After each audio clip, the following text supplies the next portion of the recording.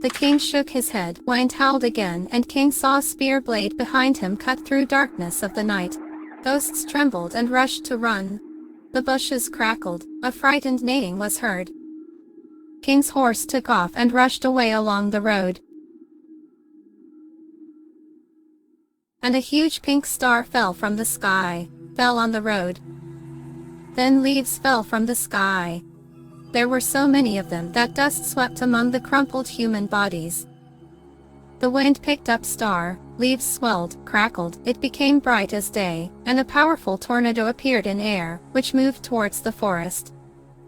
King looked up. Several more of the same tornadoes were flying towards him from the east. King jumped to his feet. Thousands of bodies and cars lying on the road surrounded him. He saw a crowd with scythes in front of him, only the majority had scythes, and some even had spears. King raised his sword in front of him, and sparks flew in all directions. A huge horn roared loudly just above the king's ear. Everything is frozen here. Wind died down, and it became so quiet that the king heard crackling of broken glass under his boots. This dragon squad formed a circle to meet the attackers. In the darkness, the ghostly horse reappeared on the road. King saw next to him a small hunched figure in a blue robe.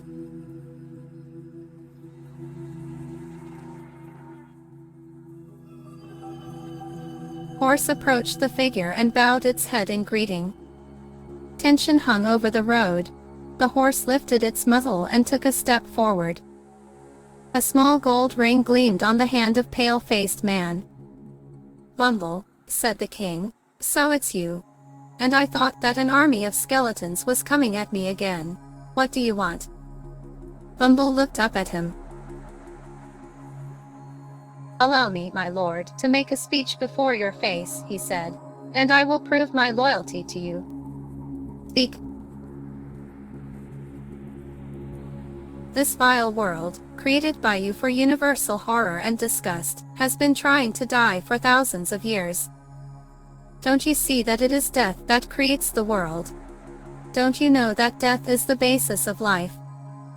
"I don't need to hear this," the king said, "death has already happened."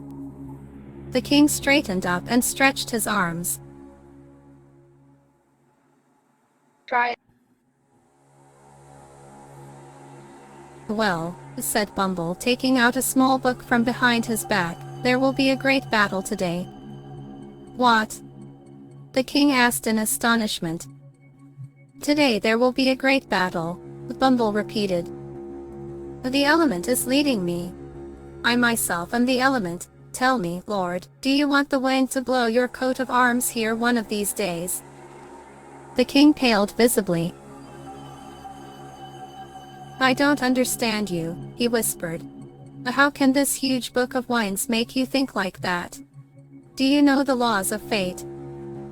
"Fate is at the heart of everything," answered Bumble. "Who knows what will happen tomorrow? We live today." And the king, thinking, fell into silence for a long time. Bumble, who didn't believe in the depths of his soul that anyone could figure out the true reasons for his actions, felt annoyed. It should not be forgotten that this was not a mere mortal. Suddenly, a half-forgotten motive appeared in his memory. He tried to listen to him, but it was all in vain. He finally understood. What had been the essence of magic all over the world for long centuries, formed its basis exactly as circumstances required it. What was original cause of the bumble has now become its elemental element. And he again found himself inside the great book of winds. It's like splitting an atom, he thought. The harder the blow, the stronger the split. The deeper the impact, the stronger the flash of light and sound. This is undoubtedly a symbol of my doom. For a few seconds, he panicked. It was cold horror. He realized that he was doomed, and unable to endure this torment any longer, he threw himself on the stone floor, weeping bitterly and cursing with the last words. It didn't last long. Soon, consciousness returned to him, and he felt free. The wind hummed in my ears, and a vague light shone in the utter darkness ahead. The further he went, the clearer the sounds became. First, it was a breath of wind that came from afar, as if from a distant seashore. But gradually he began to distinguish a clear clatter of hooves, which became louder and louder, and then the noise of an approaching detachment. Soon he could already distinguish individual sounds, and finally, their sound flew to his ears, the horse neighing. A few meters away, he saw 3 horsemen holding torches over their heads. Their horses made their way through the darkness with difficulty, snorting anxiously, sometimes falling on their hind legs. One of the riders was the largest. He was sitting on a small furry stallion, which he led by the bridle. He had a torch in one hand and a spear in the other. Riding closer, he said something, and the sounds of his speech were barely audible in sounds of the wind. "What does he want?" asked one of the companions and turned away from the rider. "He asks if we will kill him," another answered loudly. "Whom?" Irritation was heard in voice of the first one. "Is this a mockery? Let him answer." Without saying another word, Rider turned his horse around and rode off to the side. Other 2 said nothing in response and also turned to the side. After riding a little more, he stopped, sat down on the snow and laid his spear on the snow. The other 2 riders also dismounted. Their horses wearily rose to their feet and swung their front legs several times in the air. It was evident from their muzzles that they were barely holding on to their saddles. For some time they stood motionless, looking at the unknown with interest. Then the first one said something and waved his spear. When Bumble turned to pass by, the first horseman drew 2 small battle axes from his belt and caught up with him in a few steps. "Scared? Of course, I was scared, it's no joke, 3 at once."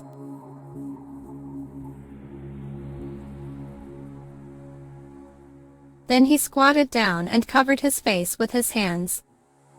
It was evident that he was crying. You could see it even from his walk, which did not contain any defiance. On the contrary, rather, he was afraid of his tears, so sometimes he leaned his head against the snow and hid it up to his ears. A few seconds passed, and the first horseman turned around and galloped towards his comrades. They too raised their horses to their feet and galloped down the street.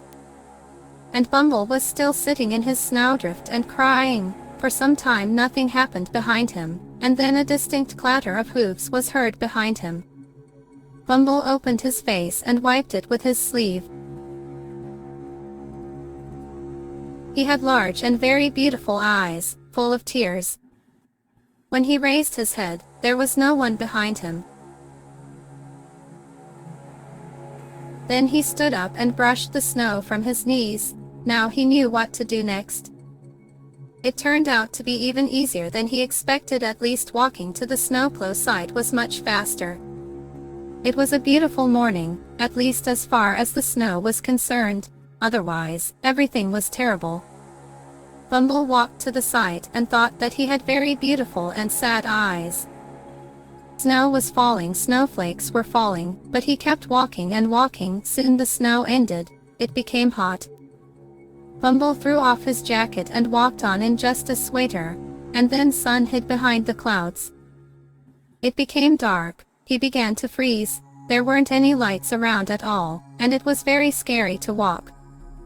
But he kept moving forward. Suddenly, the road ended and he stopped because there was a fence beyond which a narrow path wound. Near the path stood a tall iron gate with a human face painted on it. Bumble thought for a second that this was his chance and that he should go, but the gates were closed, and there was no one around who could. And then someone opened the gate. It was the same man who helped Bumble up. So that's why he seemed very nice to him. The man helped Bumble enter and led him along the path. Bumble remembered this path, the long fence, and then a long path past large stones, and so she led him to very center of the town. The man stopped near a large